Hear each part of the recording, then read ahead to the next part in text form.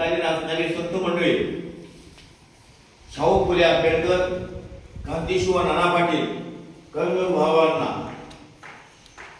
महर्षी केशव गवळे या सर्वांना अभिवादन करून मी माझ्या मुख्य विषयाकडे पंचायत मध्ये जास्त झाली तर जी मताची वाटप होती ना, काय शिल्लक आपल्याला हाताकडे करतो आता बघतोय बोलावून काय नव्हते काय अवघड आहे.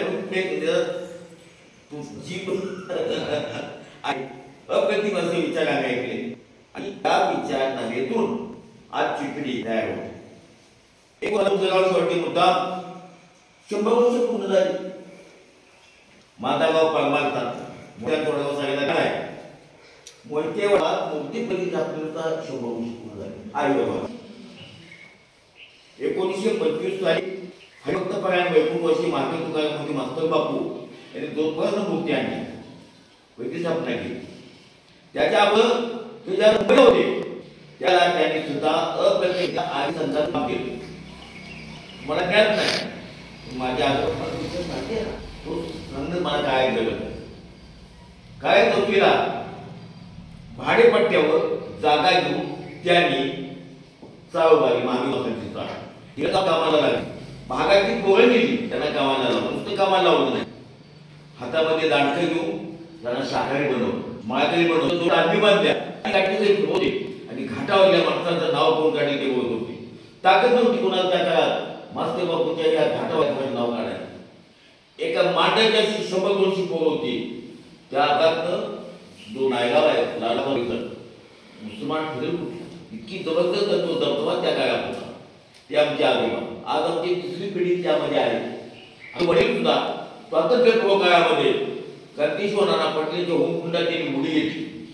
आर्यसेन त्या संघाचे ते त्या चॅप्टर होते अभयारण्यामध्ये ते बदली आहे ना, तर आमच्या वडिलांनी त्या काळात ते काम केलं. ते संस्कार सुद्धा आज आमच्यापर्यंत आलेले. सांगायचं तात्पर्य की मगाशी सांगितलं की कुठंतरी आपण हे केलं पाहिजे.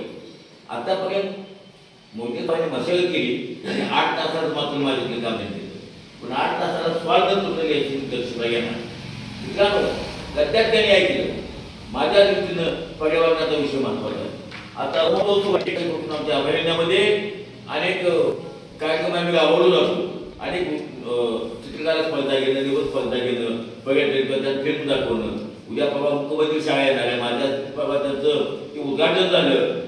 तर या महोत्सवाच्या निमित्तानं आज या ठिकाणी मला तुम्ही बोलवलं याबद्दल सुरुवातीला तुमचा आभार मानतो. दुसरी गोष्ट अशी, आता गद्यासाठी मी जरा पद्यात बोलणार. तुम्हाला काय आबा फाटले की कादंबरी जमाली, आबा फाटले की धरती फाटली की कथा जमाले आणि गाडी फाटली की काव्य जमले. तो एक आपल्याला सुगंध आहे. तो सुगंध सुद्धा या राष्ट्रीय शिवगाच्या विचारधारेतून निर्माण झाला. शिवाजी महाराजांचा इतिहास आता आपला वेळ नाही, तो गीतातून मी सादर केला अनेक ठिकाणी. तरी सुद्धा त्याची थोडीशी झलक मी तुम्हाला ऐकवतो. त्याचबरोबर काही पर्यावरणावर ज्या कविता आहेत त्या 1-2 तुमच्यापुढे सादर करून माझा बाप कसा आहे हे मी तुम्हाला शेवटी सांगणार. मला सांगितलं शिवाजी महाराजांच्या पासून एक कन्याकुमारी ते हिमालयापर्यंत भागदेश होता. एक मोहीम होती, 10 जगणे बनली होती, कोणी ताकददार नाही म्हणायची. त्याला दृष्ट लागली आणि दिवाळी प्रत्येका ठिकाणी मोहून लागली. पण त्या काळामध्ये तुकाराम महाराजांनी खऱ्या अर्थानं 16व्या शतकामध्ये मी माझे मनुष्य आहे, मी गाथा वाचले, ज्ञानसिंग मला माहिती आहे, एकनाथाचं भाऊ मला माहिती आहे, गावडू म्हणून मी अनेक व्याख्यानामध्ये अनेक गोष्टी मी सांगत असतो. तुकाराम महाराजांनी सुद्धा त्या काळामध्ये अंधश्रद्धा निर्मूलन एकसंघ ठेवून महाराजांच्यासाठी खूप मोठं काम केलं. इतकं काम केलं, भयान काम केलं. शिवाजी महाराजांनी त्यांना तुकोबा गोसावी पदवी दिली. माहिती आहे मला, शिवाजी महाराजांनी तुकाराम महाराजांना तुकोबा गोसावी उपाधी दिलेली आहे. तुकाराम दक्षिणचे पुस्तक आहे. आज तो तुकाराम गाथा वाचली पण तुकारामाला समजून घेतला नाही. शिवाजी महाराजांचं स्वराज्य पाहिलं पण शिवाजी आपण समजून घेतला नाही. हे आपलं दुर्दैव आहे. पंडित मध्ये जात नाही. पारायण नको, पारायण केली पण पाय गेलं नाही. काय केली? पारायण केली. आज समाज प्रदूषण मुक्त होण्यासाठी त्या वडिलांनी लक्ष्मीचं धोम मोठ्याने हा ऑक्सिजनचा कारखाना उभा. ऑक्सिजनचा कारखाना आहे. तुम्ही या 4 तास तिथं थांबा, ऑक्सिजन घ्या, तुमचं 10 वर्ष आयुष्य वाढेल. पण कोण जातो तू? आपली फॅक्टरी सुरू आहे ना, सिमेंटच्या जगात आपण कोण जातो? आजूबाजूची झाडं कुठली आहेत? जंगली झाड आहे का? नाही. बोनसाय लावले, वाटेल ती लावली झाडं. फळा फुलाची वन्यजीव संवर्धनासाठी किती आपण झाड लावले का?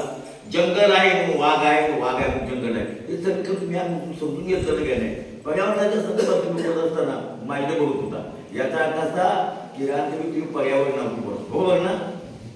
ज्याला बोलत होते त्याला पर्यावरणाचा विषय ते माहिती बघत होते. त्यांना आपण सांगा होते पर्यावरणावरती बोला, त्यांनी बराचसा विषय केलेला आहे. आज आपण महादेवाच्या मंदिरामध्ये आहोत. काही गोष्टी या अशा असतात की त्या कुठे व्यक्त करत असताना काही भाऊकता झाली पाहिजे, कुठे आपली माणसं झाली पाहिजे. दादा कोणत्या यशवंतराव चव्हाण साहेबांना विचारलं, मला कंटाळायला काय बघतात, म्हणजे मी दादा कोणत्याचा चित्रपट बघतो. यशवंतराव चव्हाणानं दादा कोणते करायला फक्त मामाला करायला नाही. एका बापू धनगरानं बापू आमच्या वडिलांना आढळलं होतं जंगलात बातला, वडगावकर मागात पडलं, म्हणजे धनगराज मिळत होतं, अण्णा वेले आता माहित नाही मला विचारणार.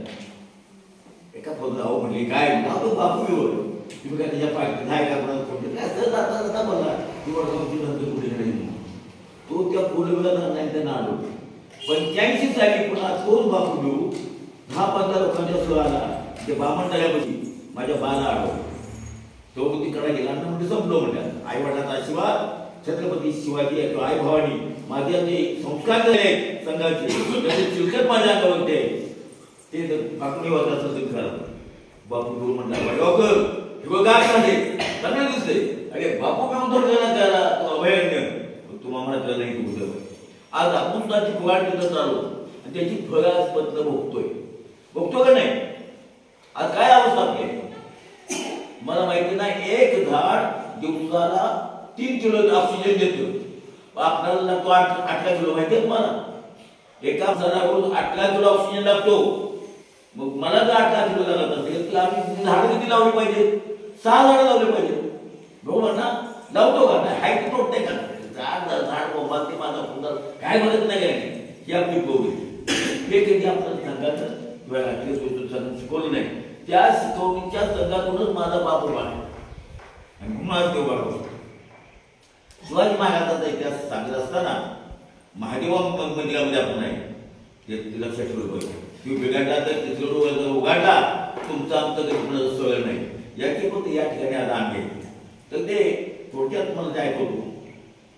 कैलासीचा गाणा, कैलासीचा गाणा भोगा देव सामर्थ्याचा शिव घाली शुंभ गगजना बोरा हाग महादेव वय होत त्याचं सोळा अश्वारूढी भाला पिठी गुरु नागोजी कोंड देव गुरु नौका सोय्याची धन्यची जाऊ माता ती तीर्थ काढी उमराव झाली शुंभ गगजना बोरा हाग महादेव संत त्याचं नाव तुका शिवाजीला भेटलेला मोगलांनी दिला धोका वेळा झाली तो वळाला भक्ताची परीक्षा आली पांडुरंगा आता तरी धाव झाली शुंभ गगना बोला हाग महादेव कोंडारण्या किल्ल्यावरती ध्वज पडते हिरवा माता बोले शिव बाळा कोण चढवी भगवा रायाचं लगीन टाकून तानाजीनं घेतली धाव झाली शुंभ गगना बोला हाग महादेव कोण हिरा कोऱ्यात आहे बघा माझं गाव किती मोह प्रगत मोहितांचं वडगाव